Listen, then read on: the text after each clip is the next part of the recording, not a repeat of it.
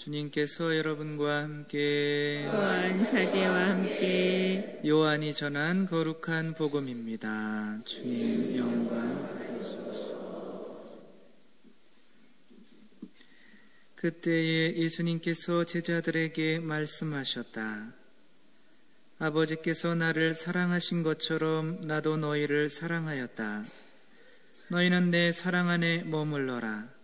내가 내 아버지의 계명을 지켜 그분의 사랑 안에 머무르는 것처럼 너희도 내 계명을 지키면 내 사랑 안에 머무를 것이다.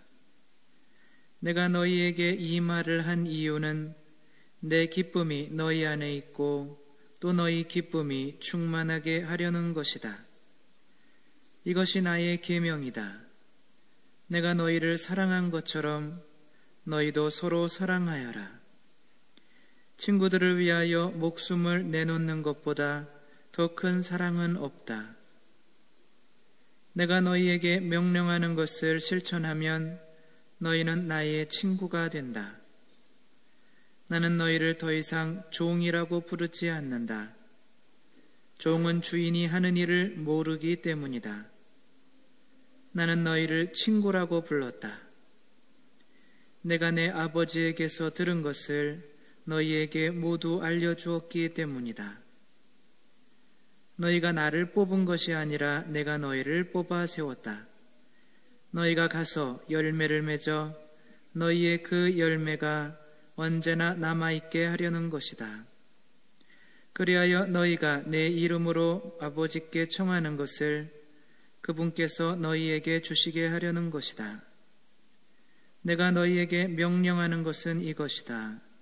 서로 사랑하여라.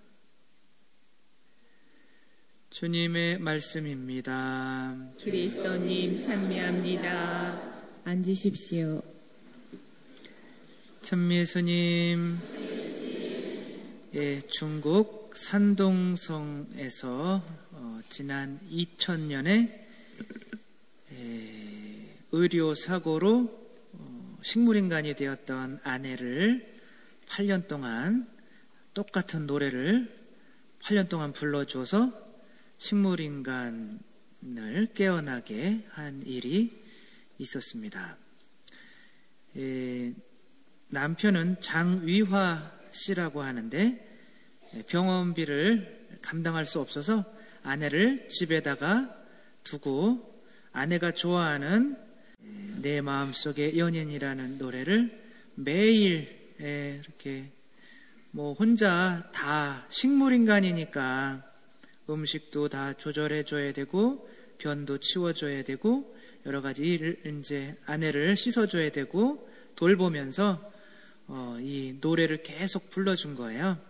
2000년에 식물인간이 됐는데 2006년에 이게 아내가 좋아했던 노래이기 때문에 2006년에 아내가 이 노래를 들을 때 눈물 한 방울이 뚝 떨어지는 것을 봤어요. 그래서 희망을 얻게 됐죠. 아내가 깨어날 수도 있겠다. 그래서 실제로 2년 동안 더 열심히 해줬더니 깨어났습니다. 2008년에 깨어났는데 문제는 아기를 갖게 됐어요. 남편의 아기를. 근데 몸도 잘 성치는 않은데 그래도 깨어나긴 했어도, 그래서 의사들이 지금 식물인간이었다가 바로 깨어났는데 아기를 낳으면 안 된다. 당신 생명이 위험하다. 이렇게 얘기를 했는데 남편이 나를 위해서 지금까지 내가 깨어나게 해주었는데 나는 남편을 위해서 해줄 수 있는 거는 이 아기를 낳는 일밖에 없습니다. 나도 남편에게 의무가 있다 이거죠. 그래서 결국 아기를 낳다가 어떻게 됐겠어요? 살았어요. 둘 다. 우리는 너무 연속극, 비극적인 연속극을 너무 많이 봤습니다. 둘 다 살아서 지금도 남편은 아내에게 내 마음속의 연인을 2000년부터 불러줬으니까 지금 12년째 불러주고 있는데 같은 노래를 아내와 함께 자녀와 함께 부르고 있다고 합니다. 말씀드리고 싶은 거는 사랑을 받으면 의무가 생긴다는 거예요. 내가 사랑의 의무를 하고 싶지 않으면 사랑을 받지 않으면 됩니다. 신부님이 성체를 영해줄 때 그리스도의 몸 그러면서 주시죠. 그렇죠? 여러분은 아멘 하는 순간 의무가 생깁니다. 예수님의 사랑을 내 사랑 안에 머물러 있으려거든 내가 너희를 사랑한 것처럼 너희도 이웃을 위해서 목숨을 바치라 이거죠. 근데 이웃을 위해서 목숨을 바치지 않으면 예수님의 사랑에 머물러 있는 것은 아닙니다. 그러니까 남편이랑 아내랑 결혼해가지고 남편이 아내와 가족들을 막 벌어먹이기 위해서 일 나가기 싫다. 그럼 뭐 안 하면 돼요? 결혼 안 하면 돼요. 쉽습니다. 아내도 남편 밥 해주고 빨래 해주고 또 아이들 키우고 이렇게 이런 고생 안 하려면 뭐 하면 돼요? 결혼을 안 하면 됩니다. 사랑을 하게 되면 어쩔 수 없이 의무와 함께 받아들이게 된다는 거죠. 신앙도 마찬가지입니다. 예수님을 이제 사랑해서 받아들이게 되면 예수님과 관계를 맺게 되는 동시에 여러분들은 의무가 생기게 됩니다. 그것이 뭐예요? 서로 사랑하여라. 근데 예수님은 이런 말씀을 하십니다. 사랑을 할 때 벗을 위하여 제 목숨을 바치는 것보다 더 큰 사랑은 없다. 사랑을 하려거든 뭘 바치라는 거예요? 목숨을 바치지 않고서는 사랑한다는 말을 하지 말라는 겁니다. 2008년에 중국 쓰촨성 대지진이 있었습니다. 기억나세요? 2008년에 중국에 큰 지진이 있어서 많은 사람들이 죽었습니다. 구조대원들이 이렇게 집 잔해물들을 이렇게 보다가 이상한 형태를 발견했어요. 집이 무너져 내리고 있는데 한 공간만 이렇게 떠 있는 거예요.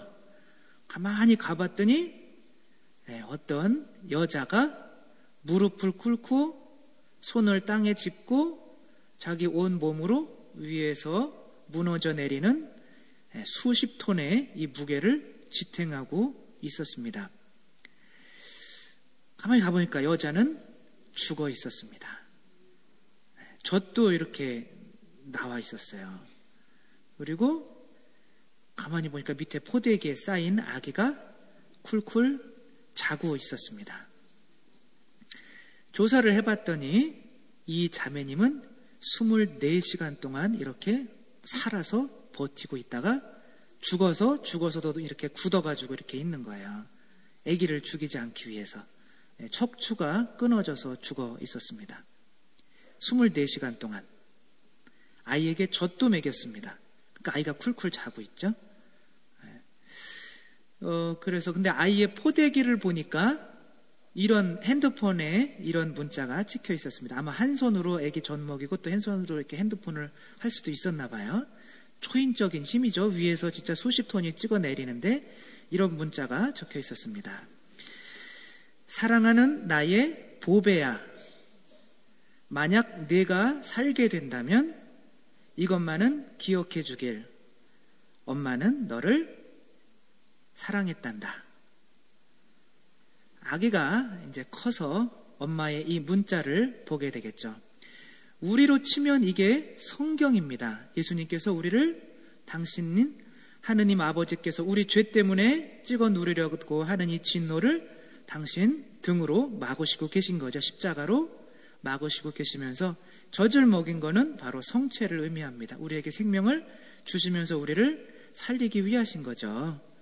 그렇게 살려낸 건데 만약에 이 어린 아기가 이 엄마의 사랑을 온전히 깨닫게 돼서 자기가 아기를 낳고 똑같은 처지가 됐다면 이 아기는 자기 아기를 죽이고 자기만 살려고 할까요? 아니면은 엄마처럼 똑같이 이렇게 할까요?